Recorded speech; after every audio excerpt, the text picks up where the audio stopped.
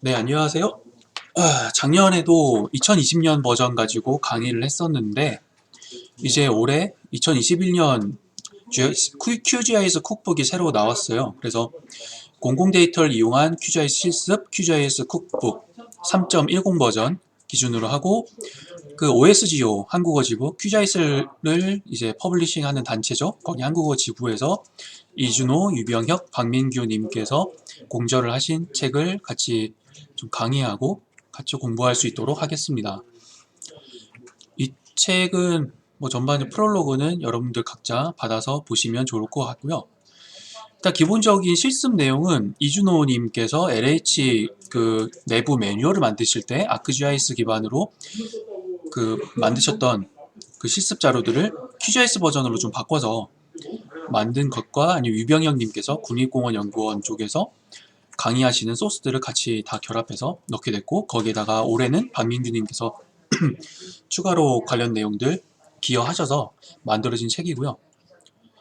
그래서 이 책은 그 OSGO QGIS 쪽에 한국어 지부에서 같이 좀 관리하는 그런 책이니까, 어떻게 보면은 그 반공식 매뉴얼이라고 보시면 될 것 같아요.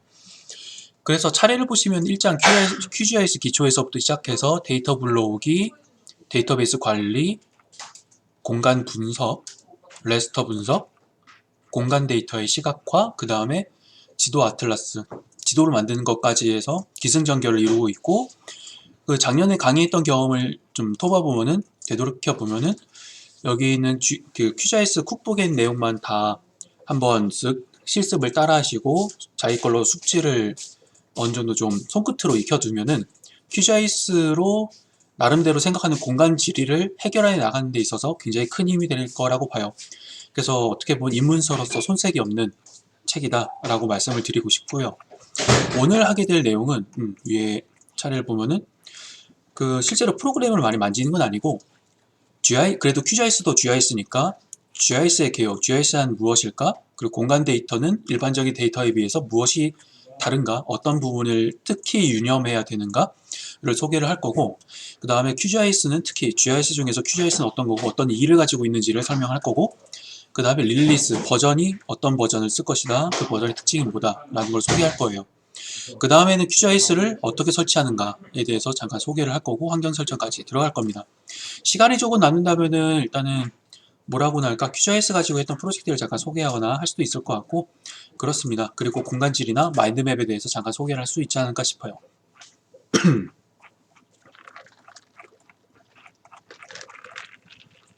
네, 들어가면 GIS란 무엇인가, 뭐 GIS, Geographic Information System이죠.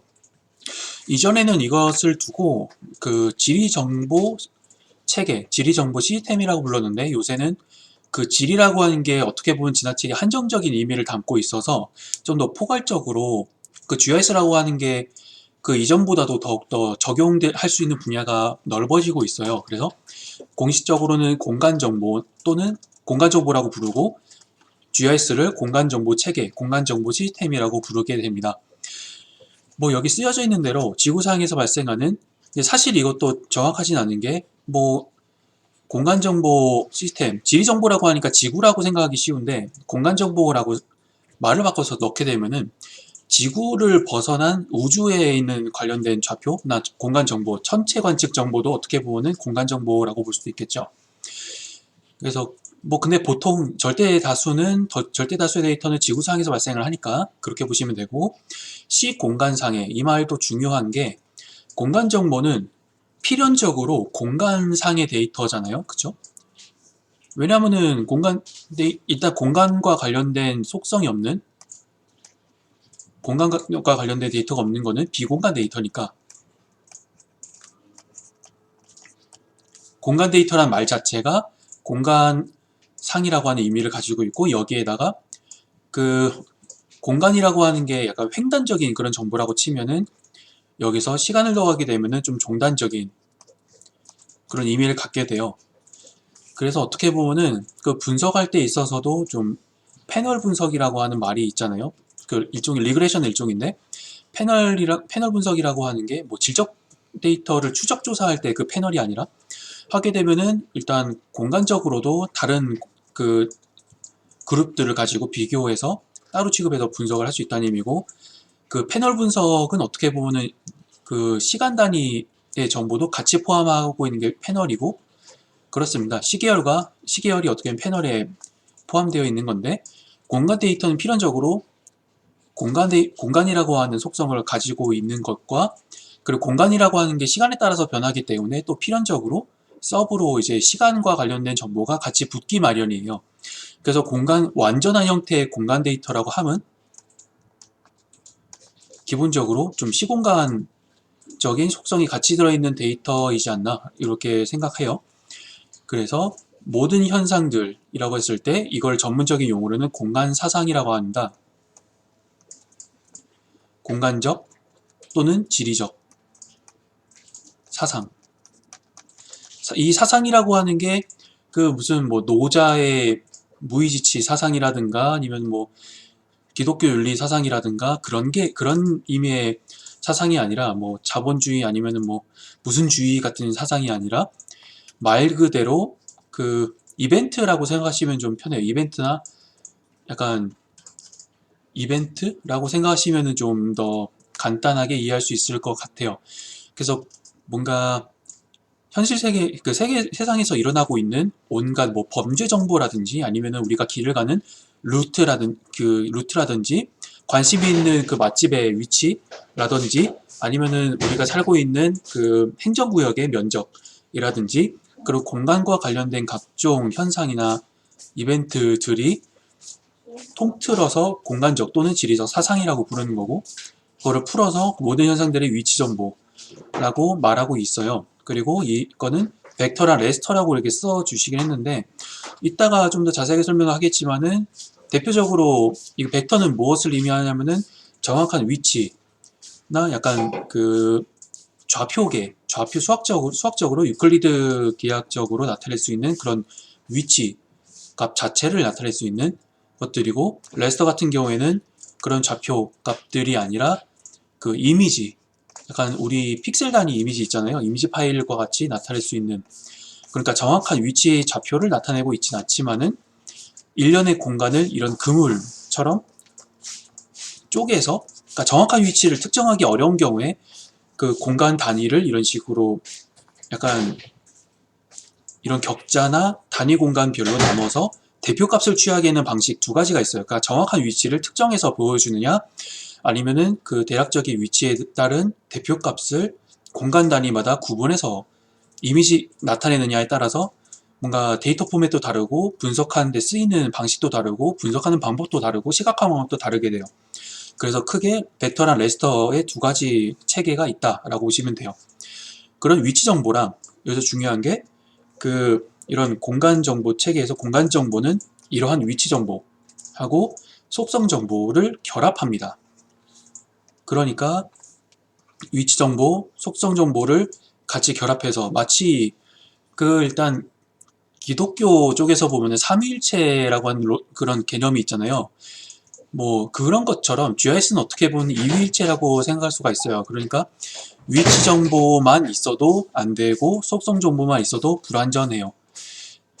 당연히 속성 정보만 있는 건 비공간 데이터니까 논외고, 위치 정보만 있다고 하면은 불완전하다고 볼 수 있겠고, 어떻게 보면은 위치 정보 자체가 그 위치값 자체가 어떻게 보면 속성을 이루기도 하는데, 어떻게 보면 데이터의 구조에서 그 데이터 스트럭처라고 하는 게 근본적으로는 다 뭐 우리가 종이로 쓴 종이 지도를 가지고 만드는 건 아니니까, 위치값도 어떻게 보면은 약간 비공간 데이터를 만드는 것처럼 일종의 그런 필드로 만들어지게 되는 거죠. 이렇게 텍스트로 나눠지게 되는데, 그 중에서 일부를 잘라서 일부를 구분해서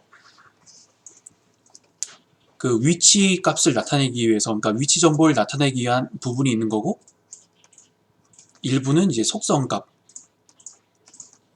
면적이라든가 길이라든가 아니면은 그 유형 같은 정보를 넣을 수 있겠죠.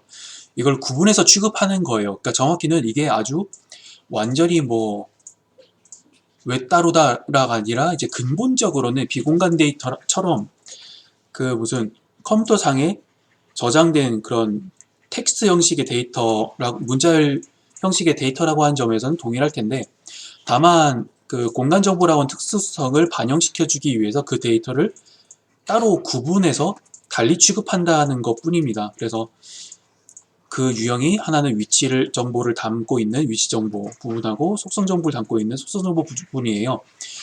그 이 데이터 스트럭처의 데이터 구조는 뭐 2학기에 강의를 작년 2학기에 강의를 했었던 뭐 R의 데이터 스트럭처라든지 그런 부분을 강의할 때 자세하게 소개를 할 테고 이번 강의는 좀 입문 강의니까 이렇게 구분해서 취급한다 정도만 기억하시면 될 것 같아요.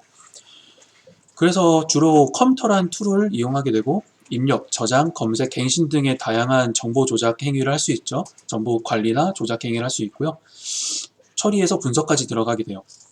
그래서 여기서 체계라고 하는 것의 의미는 시스템이라고 하는 말의 의미는 그러니까 geographic information 또는 이제 스페셜 인포메이션이잖아요. 근데 geographic information까지의 의미는 뭐냐면은 아까까지 말씀드렸던 그 정보까지의 의미인데 시스템이라고 하는 말이 들어가면은 여기서 의미는 뭐냐면 잠깐 뒤에 나오려나요?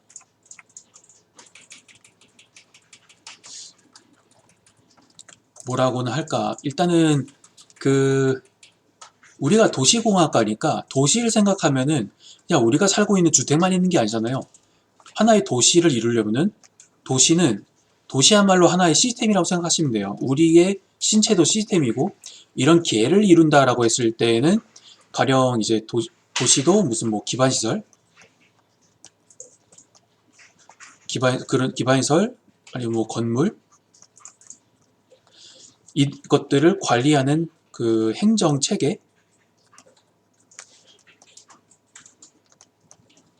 행정이나 법제도도 있을 것이고 아니면 뭐 이걸 분석하는 뭐 연구시설이나 그 여러 가지 다양한 그런 요소들이 종합해서 이 체계를 이루고 유지 관리를 시켜주잖아요. 그것처럼 질정보 체계도 무슨 뭐 QGIS와 같은 이런 분석하는 프로그램도 필요하고 프로그램을 운영하는 인재도 필요하고 그리고 이걸 구동할 수 있는 이제 하드웨어, 컴퓨터 하드웨어도 필요하고 정보를 뭐 어떻게 가공하고 이렇게 할 수 있는 각종 이제 무형의 자산들 그러니까 이런 무형의 자산 중에 하나가 이런 소프트웨어가 있을 수 있고 이론이나 뭐 그런 각종 데이터 자료들도 필요하고 굉장히 다양한 요소가 결합해서 이 시스템을 이루게 돼요. 그래서 굉장히 좀 광범위한 내용이긴 한데 그 한마디로 다 표현하기는 어려운데요. 이것만 기억해 주시면 되는 게 GIS라고 하는 거는 뭐 소프트웨어, 하드웨어, 그 인재 아니면 약간 무형의 자산이 그 데이터 등등이 하나의 총체적인 체계로 서로 상호 보완적인 그 위치를 가지고 만들어져 있는 거구나 라고 그래서 굉장히 종합적인 거다라고 이해하시면 될 것 같아요. 네, 이렇게 해서 넘어가고 지리정보의 의미는 아까 전에 살짝 설명하긴 했는데 지형이나 지리 및 공간과 관련되는 모든 정보, 그러니까 범위가 굉장히 넓겠죠. 그래서 지표면에 존재하는 각종 자연적인 인위적인 정보 그 지표면에 한정할 필요는 없는데 이 말이 의미하는 바는 대부분의 지리정보나 공간정보가 지표면 위에, 그러니까 지구상 위에 존재하는 것들을 그 표현해 주는 거라고 보시면 되고 뭐 자연적인 것도 포함시키고 아니면 인위적인 우리의 인간 활동에 의한 것도 그러니까 자연과학적인 거나 사회과학적인 거나 아니면 어떤 것이든지 간에 다 포괄한다 라고 보시면 돼요. 그래서 이것들은 GIS 지리정보 체계에서 다룰 수 있는 모든 정보를 의미한다라는 거고 뭐 이거는 좀 제한적인 설명이긴 한데 그래도 입문하는 사람 입장에서는 쉽게 이해할 수 있는 설명인 것 같아요. 그래서 이 부분이 좀 중요한데 그 GIS를 이용하게 되는 그 활용 체계라고 하는 게 이런 3단계로 이루어져 있다라고 소개하는 건데요. 연도에 좀 한번 집중을 해보시면은 이게 2003년도에 국토연구원 보고서에서 나와 있는 내용이에요. 어떤 분 같은 경우에는 이런 질문이 나올 수가 있어요. 그러니까 2003년이면 지금으로부터 18년 전인데 18년 전에 나왔던 것들이 지금 여러분들 같은 경우는 거의 무슨 그 미취학 아동이었을 시절에 나왔던 약간 그런 보고서죠. 하지만 이 시기 때 뭐가 일어났냐면은 2000년대 초반에 이때가 우리 국토계획법이 만들어지게 되잖아요. 국토이용관리법과 도시계획법을 합쳐가지고 국토의 이용 및 관리에 관한 법률이 만들어지고, 그 와중에서 그 기존에 좀 뭔가 지자체마다, 지방자치단체마다 흩어져 있는 자료를 하나로 모으고 전자지도화하는 그런 사업이 이루어지고, 그러다 보니까 데이터들을 좀 종합적으로 관리하는 방법에 대해서 굉장히 큰 고민이 있었던 시기예요. 그러니까 어떻게 보면은 현재 여러분들이 좀 쓰고 있거나 그런, 이게 전부 공공 데이터를 이용하는 그런 교재이고, 그러다 보니까 아무래도 이 공공 데이터를 어떻게 구축하고 어떻게 활용할 것인가에 대한 기본적인 프레임워크는 이 당시에 처음 이제 고민되면서 기반이 다 다져졌다라고 보시면 돼요. 그 당시에 나왔던 그 개념도라고 보시면 되겠습니다. 그래서 보시면은 일단 공간 문제, 이거를 어떻게 보면 공간 지리라고도 해볼게요. 그러니까 스페이셜 쿼리 아니면은 지오그래픽 이제 쿼리라고 보시면 될 거예요. 무엇이냐면 일단은 공간과 관련해서 그러니까 해결하고 싶은, 알고 싶은 문제를 먼저 개념화해요. 그러니까 여러분들이 매일같이 하고 있는 일도 매일같이 공간 지리, 공간 문제에 대한 그런 구상들을 하고 있어요.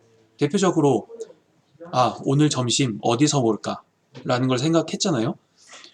그랬을 때는 가령 그냥 집에서 먹자라고 하면 거리가 0이고, 아니면은 오늘은 한식을 먹어볼까? 라고 했을 때 여러분들의 그 멘탈맵 안에서는 근처에 접근 가능한, 그러니까 마치 카카오 택시 등을 여러분들이 불렀을 때 가장 가까운 곳부터 콜이 들어가잖아요. 가령 2분 내에 있는 기사님들 찾고 있습니다. 그 다음에 5분 내, 그 다음에 10분 내, 이런 식으로 올라가는 것처럼 여러분들의 멘탈맵 안에서 일단 한식으로 카테고리는 정해졌고, 그 안에서 그나마 가장 가까우면서도 좀 약간 입맛에 땡기는 걸 가지고 코스트를 여러 가지 조정하고 있는 거죠. 그래서 딱 하면은 결정적으로 최종적인 그 공간 지리가 정의되죠. 가령 일단은 첫 번째로는 뭔가 식사를 하고 싶다, 식당을 찾는데 한식을 먹고 싶다. 그럼 한식 중에서 가장 가까운 5분 이상 걸으면 피곤하니까 5분 이내 권역에 있는 그 내 멘탈맵 안에서의 평점이 높은 맛집을 찾아보자 라고 하면 위치를 찾는 거고, 그 두 번째는 거기까지 가장 효율적이고 빠르게 갈 수 있는 길이 뭐였지?를 생각하게 돼요. 그러니까 여러분들 머릿속에는 이미 네이버 지도나 약간 카카오 맵 같은 게 다 돌아가고 있는 거예요. 그런 식으로 공간 문제를 정의하고 구조화한 이후에는 여러분들 머릿속에서 그러면 거기에 대한 최적 길을 찾을 수가 있잖아요. 최적 길을 찾게 되면은 어떤 방법을 쓸까? 가장 가까운 길을 찾을까? 아니면 가장 간편한 길을 찾을까? 잠깐 이걸 중단하고 마인드맵 가지고 좀 보여드리면, 여기서 여러분이 홍대에서 출발을 해요.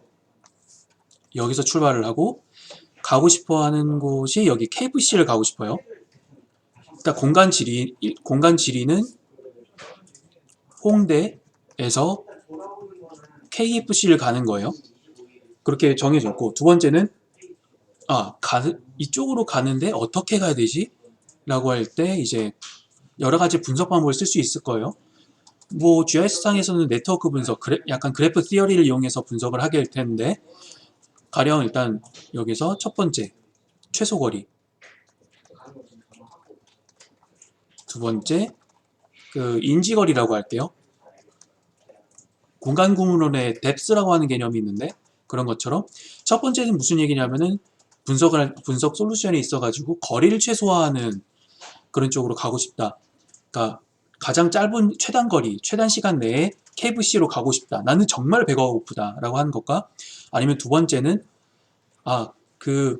별 차이가 없을 것 같은데, 거리가 별 차이가 없을 것 같은데 그냥 가기 편한 길로 가고 싶어. 그 중간에 너무 최소 거리를 가려면은 지나치게 복잡해서 머리가 아파 라고 생각할 때 인지거리. 그러니까 자기 뇌에 있어서 가장 좀 뇌에 생각하는 약간 뇌 처리도 어떻게 보면 연산이잖아요. 그걸 부담을 가장 최소화하는 가장 심플하고 간단한 거리 약간 그런 루트를 따라서 가고 싶다. 그리고 첫 번째 최소거리에 따른 경로를 파란색으로 표시하면은 이렇게 될 거예요. 가령 고인물 루트라고 하죠. 그것처럼 이렇게 가서 이런 식으로 가는 게 1번 될 거고, 또 초록색으로 2번 루트를 하게 되면은 그냥 여기에서 이렇게 꺾어서 가는 게 가장 심플하고 알기 쉬운 길일 거예요. 가령 근데 이제 저학년일수록 인지거리, 홍대 길 너무 복잡해. 신입생 같은 경우에는 좀 복잡하잖아요. 그래서 KFC 쪽에서 그러니까 내려가지고 학교로 등교할 때 빨리 가야 돼 라고 할 때는 가령 고학년이 될수록 최소거리를 따라 갈 겁니다. 경로가 최적화일 테니까. 하지만은 이게 신입생이다. 괜히 길 찾다가 시간이 더 걸릴 것 같아. 너무 좀 복잡해 라고 생각하게 되면은 인지거리가 짧은 2번 루트로 갈 거예요. 그런 식으로 어떤 방식으로 어떤 기준으로 이렇게 찾느냐, 이런 부분에 따라서 좀 분석한 방법론을 책정하게 되고, 마지막으로는 이 방법론을 가지고 분석한 정보들을 가지고 최종적인 의사결정을 내리게 되죠. 일단은 1번과 2번에 대해서 분석을 했고, 마지막 3번에는 이렇게 나온 결과를 종합해서 의사결정, 지원을 하게 되겠죠. 네, 일단 그렇게 되고,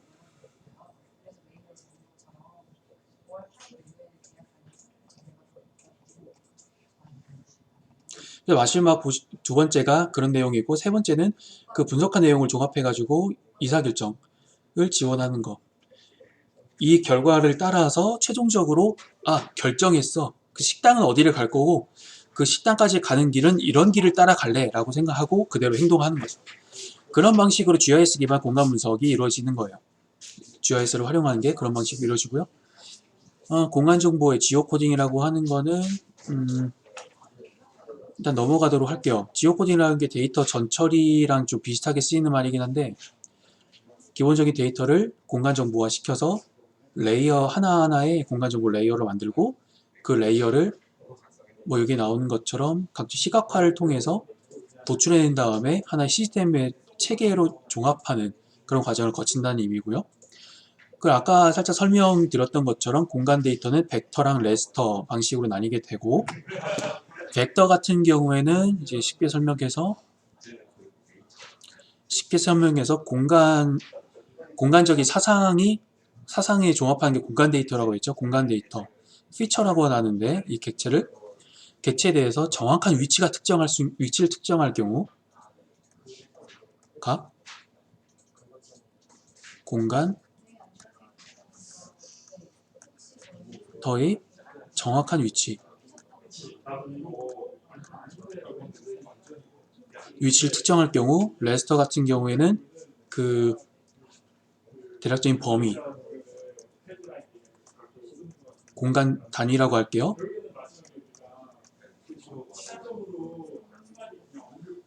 개별 범위마다의 그 대표값,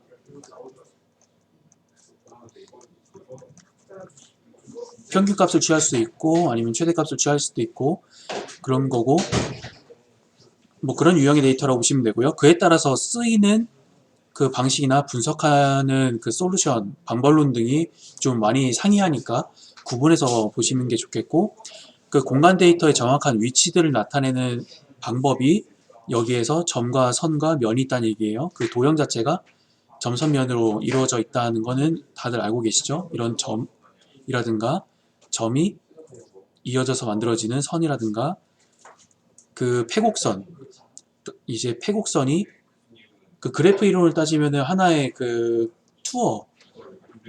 투어라고 하는데, 그 투어가 완료되었을 때 패곡선이 되고, 그 패곡선에 이제 닫힌 곳에 이제 면적을 각각의 좌표값을 이용해 가지고 계산해서 만들어진 게 있겠죠.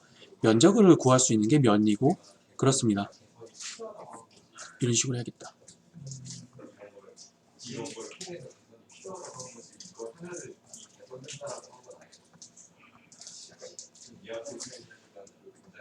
그러니까 여기서 빨간색으로 이렇게 되어 있는 게 점, 이거를 포인트라고 하는데 전문적으로 나중에 보면은 버텍스라고 하는 표현이 더 많이 나올 거예요. 버텍스라고 하고 그 다음에는 선, 그 다음에 이제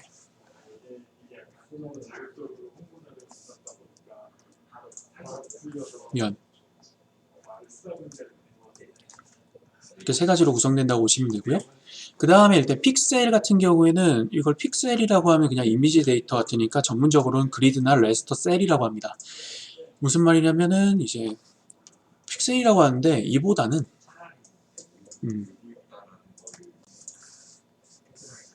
뒤에 나올 것 같은데 벡터는 포인트, 라인, 폴리곤 이렇게 설명을 했죠. 그 레스터 같은 경우에는 이제 뭐 비트맵일 수도 있고 보통 표준은 TIFF예요. TIFF 포맷으로 보통 만들어지고 TIFF를 이용하는 이유는 이게 무손실이기 때문이에요. JPG 등은 압축, JPEG죠 정확히는.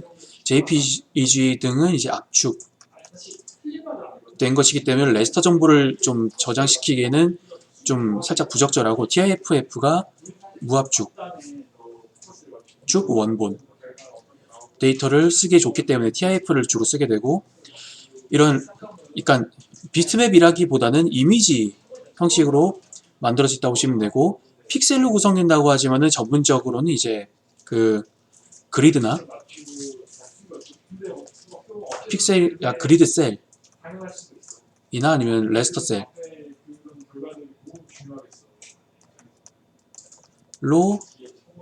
씁니다. 그래서 해상도가 높을수록 픽셀 수가 많다라는 것은 당연하고 그래서 레스터 데이터의 특징은 더 넓은 공간을 잘게 쪼갤수록 당연히 이제 이 폭 자체가 그 해상도를 어떤 식으로 표현하냐면 보통 우리 컴퓨터 같은 경우에는 픽셀이 뭐 DPI로 표기하잖아요. 근데 이 공간 정보에서는 그게 아니라 그 미터나 약간 길이 단위로 써요. 그러니까 10m급 위성지도, 위성사진.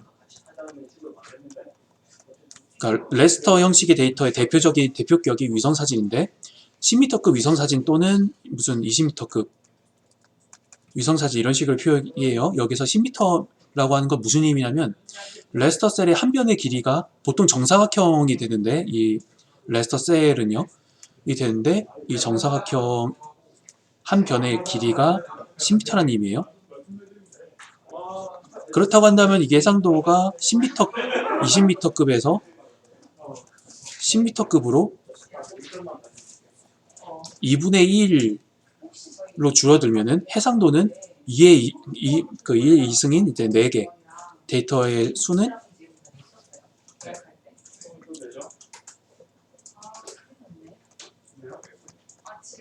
레스터 셀은 4배가 늘어나죠. 그러니까 자승에 비례해서 늘어나는 것이기 때문에 해상도는 굉장히 좀 그 목적에 따라서 타협을 잘 봐야 되는 부분이에요. 그게 레스터 데이터에 쓰기가 약간 쉽지 않은 굉장히 좀 관리를 잘해야 되는 부분입니다. 그래서 그만큼 분석에 소요되는 시간이 많아지므로 적합한 해상도 선택이 중요하다는 게 그런 의미예요. 리얼월드를 따라서 벡터 같은 경우에는 이런 식으로 각각 모서리 정점 정보, 버텍스 정보가 정확한 위치가 이런 식으로 XY로 들어가고 X2, Y2 이런 식으로 얘 같은 경우도 이게 이렇게 버텍스들로 표현이 되겠죠. 근데 이놈 같은 경우에는 각 공간을 이런 식으로 쪼개서 이거 같은 경우에는 가령 건물에 해당된다.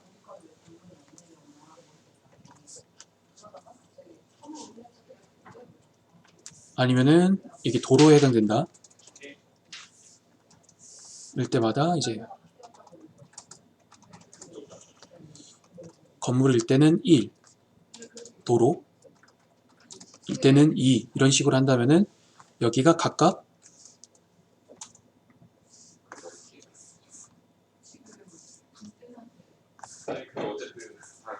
잠시만요. 좀 더 확대를 해보면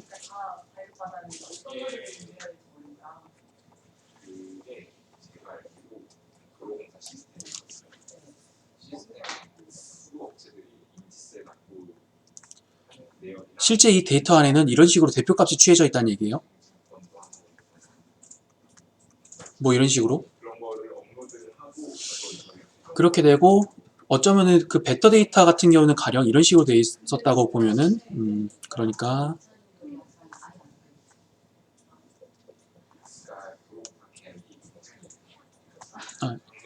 이걸로 하는 게 낫겠구나. 가령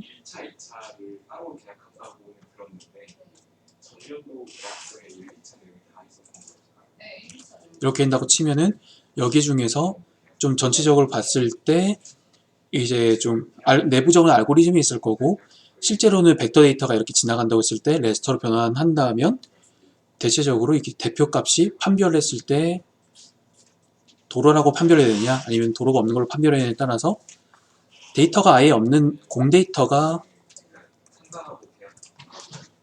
아무것도 없을 때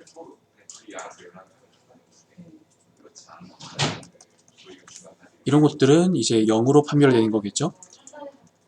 전체적으로 봤을 때 대표값은 0이고 여기는 2란 뜻이에요. 그렇게 돼서 이 최종적인 이제 레스터 연산 결과를 이 셀의 대표값으로서 완전히 장악하게 만들어주고 이 셀은 완전히 2로 다 완전히 좀 취해주고 2와 2분의 1 이런 식은 없고요. 여기 같은 경우에는 완전 0으로 판별시켜주는 그런 방식인 거예요. 어떻게 보면 좀 부정확하다고 생각할 수 있긴 한데 레스터 그 형식의 진가는 미세먼지 데이터와 같은 그런 뭐라고나 할까 정확한 위치를 특정할 수 없는 공간 데이터의 경우에 빛을 발해요. 그러니까 무슨 얘기냐면은 이거를 살짝 다르게 얘기해서 이 초록색으로 되어 있는 거를 그 뭐라고나 할까 구름의 위치라고나 할까요? 위성 사진을 판독해 가지고 구름 사진을 판독해서 이제 구름의 대략적인 위치를 표현한다고 생각해 봅시다. 구름의 위치에 대해서 정확한 좌표값을 전부 다 찍어줄 수가 있나요? 할 수는 있긴 하겠지만 그게 그렇게 큰 의미는 없을 거예요. 그리고 레스터 분석 같은 경우에는 레스터끼리 서로 중첩해서 수학적인 알고리즘으로 분석하는 게 굉장히 특화되어 있어요. 그래서 뭔가 미세먼지 분석이나 아니면 이런 그 구름이라든지 뭐 이런 것처럼 위치가 아주 불특정한 그 생태처럼 그 가령 이게 산이라고 치면은 그게 낫겠다. 이게 하나의 산이라고 치면은 그 소나무의 분포도를 봅시다. 소나무의 분포도를 보시게 되면은 가령 초록색이 소나무의 군락지라고 봐요. 네, 소나무의 위치나 군락지 같은 경우에는 그나마 뭐 나무 같은 경우에는 하나하나 위치를 벡터로 표현할 수도 있다곤 하지만은 굉장히 좀 어려운 일일 거예요. 그래서 가령 위성 사진을 보고 위성 사진의 그 뭐라고나 할까 빛의 파장을 이렇게 분석을 하게 되면은 그 각 식생 종마다 약간 염록체를 통해서 빛을 흡수하고 나머지 내보내는데 그 내보내는 파장이 식물의 종마다 달라요. 그래서 위성사진이 레스터 형식으로 되어 있다고 그랬죠. 그러면 위성사진 자체가 이하에 있는 그 파장 정보가 대표값으로 들어가 있고 이걸 뭐 가령 해석한다 치면은 각각마다 파장 정보에 따른 이 셀 전체를 대표하는 값들이 다 저장되어 있을 겁니다. 뭐 작년 교재는 있었지만 올해는 빠진 내용 중에서 이런 리모트 센싱에 대한 게 있는데 그게 어떻게 보면 대표적인 비공간 데이터 비공간이 아니라 레스터 분석의 정수라고 볼 수 있어요. 그래서 그런 것, 그러니까 공통점은 뭐냐면 구체적인 분석을 어떻게 한다를 기억하시는 게 아니라 레스터라고 하는 데이터 셋은 왜 쓰느냐, 어떤 상황에서 주로 쓰느냐 하면은 식생 분포라든가 이런 것처럼 정확한 위치를 다 하나하나 특정하기 어려운 경우에 이런 공간을 일정 구획으로 쪼개서 이 공간 단위의 대표적인 값을 하나로 넣어줘서 분석을 하면은 굉장히 실용적인 실용적으로 분석하기가 좋아지거나 아니면 가능해지기 때문에 레스터라고 하는 양식을 쓰는 것이다 라고 생각하시면 돼요. 그리고 그 굉장히 궁합이 잘 맞는 방식 중에서 그 위성 사진을 이용하는 게 굉장히 좀 활발하게 쓰이고 있구나, 아니면 기상 레이더라든가 뭐 그런 식으로 이해를 하시면 되겠습니다. 모든 공간 데이터가 정확한 위치나 좌표를 알 수 있는 건 아니거든요.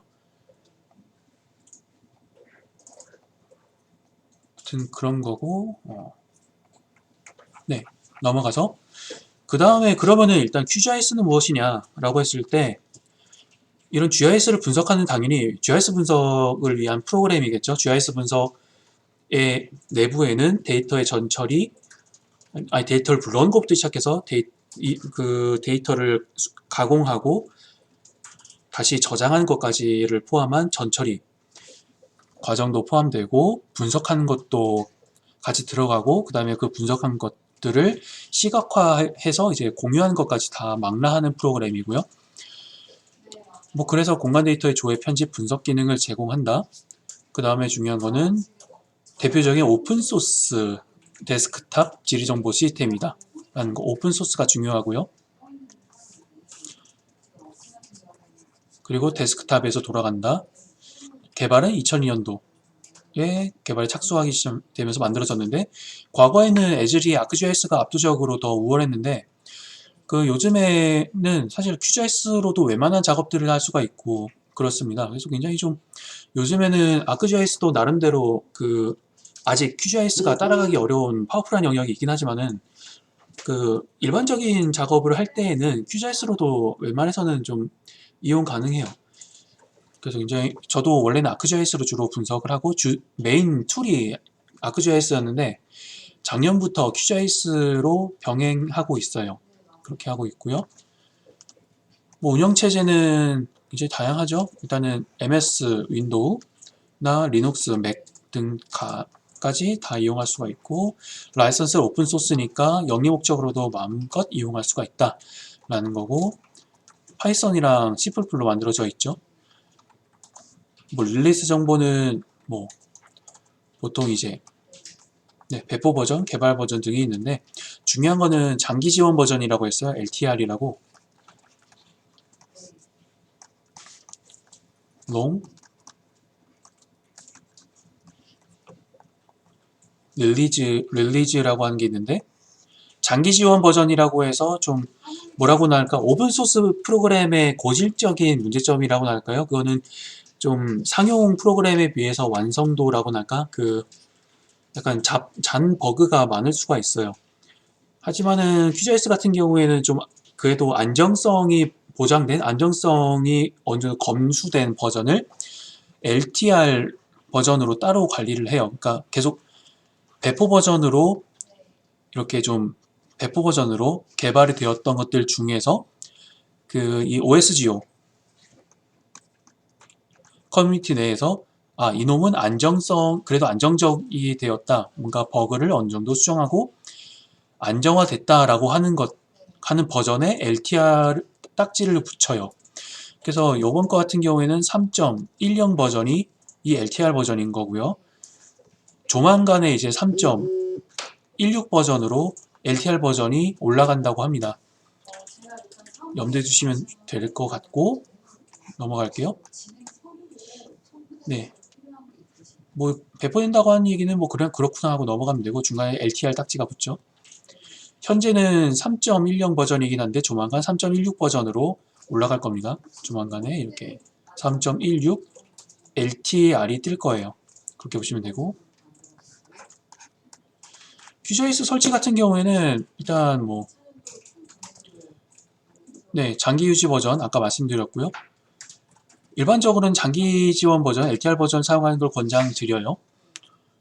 근데 뭐 최신 버전 써도 괜찮을 것 같긴 한데, 그래도 뭔가 본인이 그 오류나 뭐 이런 부분에 대처를 할 수 있는 사람 같은 경우에는 최신 버전을 써도 괜찮겠죠.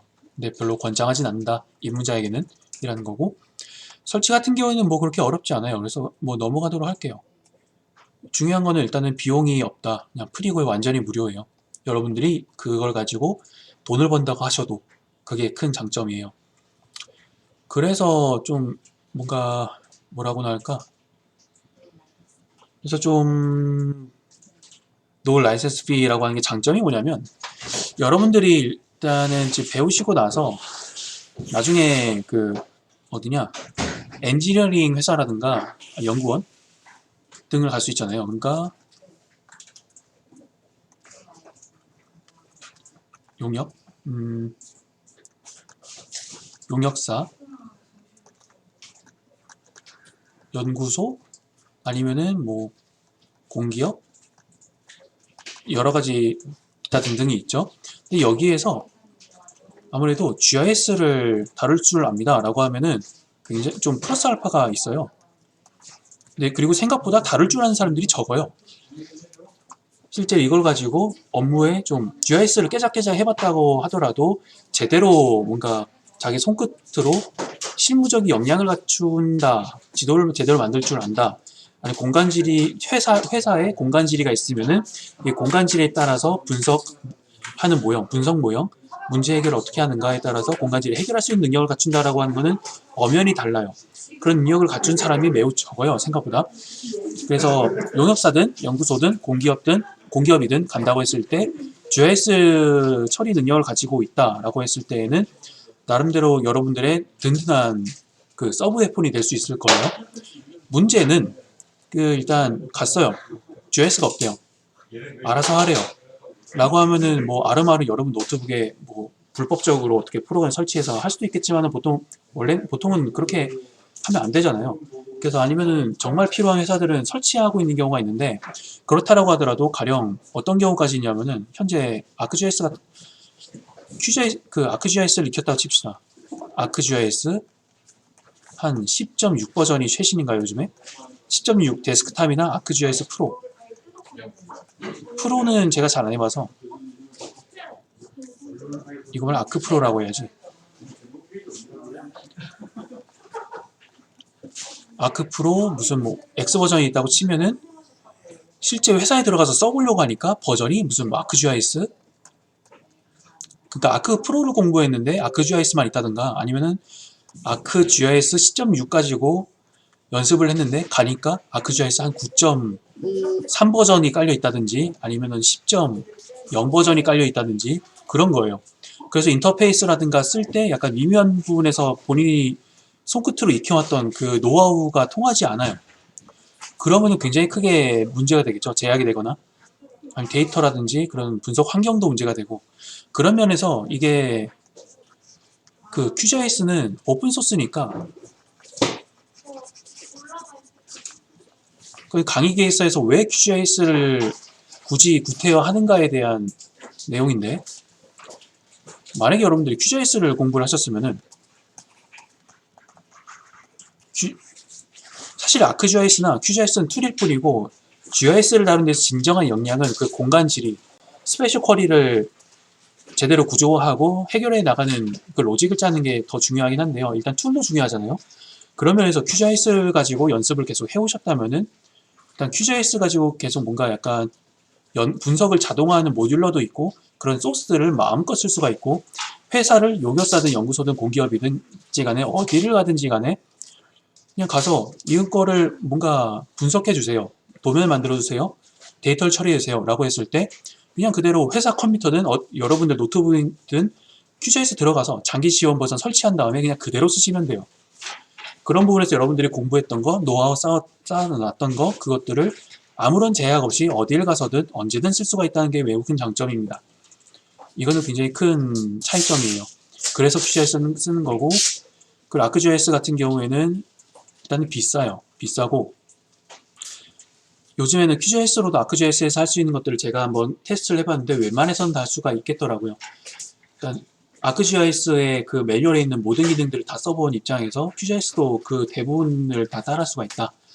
그러니까 기능상의 약간 차이는, 그러니까 레벨이라고 하니까 편의성 차이는 조금 있긴 하지만 그래도 못하지는 않는다. 그러니까 어떤 부분들은 QGIS가 오히려 더 파워풀하기도 해요. 그리고 QGIS의 아주 큰 장점, 그 플러그인. 플러그인이라고 해서 이거는 프로그램 화면을 보면서 잠깐 말씀을 드리자면은 플러그인 보시면 네, QGIS를 이렇게 해서 보시면 여기에서 플러그인이죠. 플러그인 관리 및 설치 들어가면은 그냥 검색해가지고 뭐 GEO 뭐 이런 식으로 치면은 검색어에 따른 기능들이 나오죠.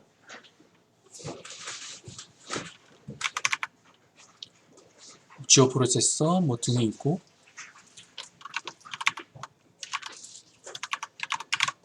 디타이징 선따기를 치면은 키워드로 레스터 트레이서 등이 있고,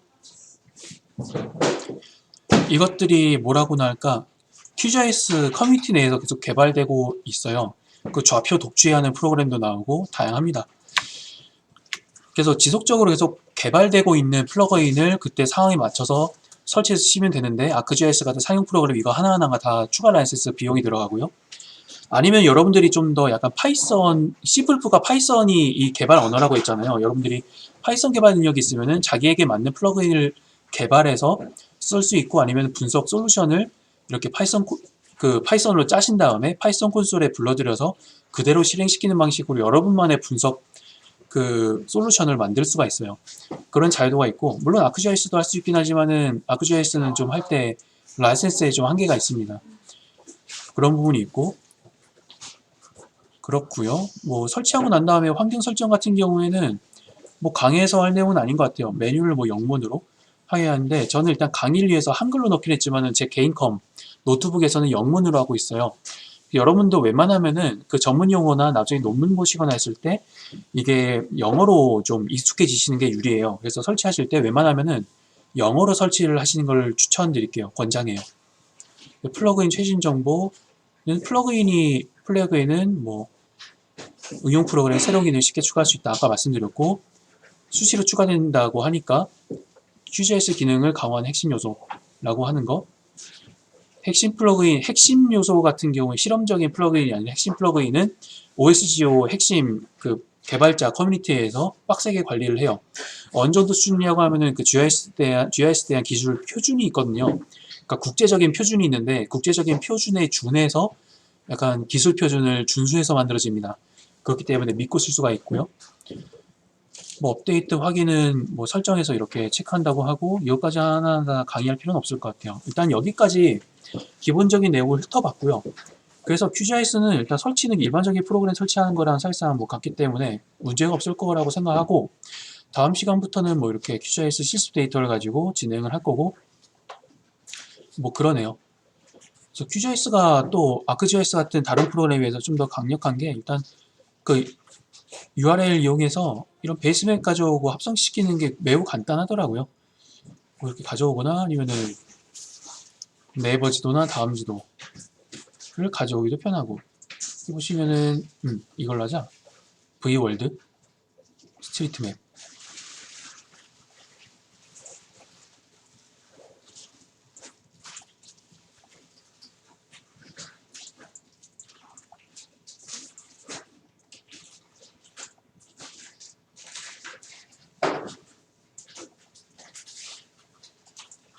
여러분들 무슨 도면 만들 때 이런 식으로 베이스맵 이용하면 훨씬 편하다는 거. 근데 이게 제 경험상으로는 아크GIS보다는 QGIS가 훨씬 더 간편하고 좋더라고요. 뭐 이런 것도 장점이고, 그리고 속도가 좀 아크GIS나 프로드는 어떨지 모르겠는데 훨씬 가벼워서 뭐 이렇게 쓰시기에 좀 괜찮을 거예요. 뭐 이 정도?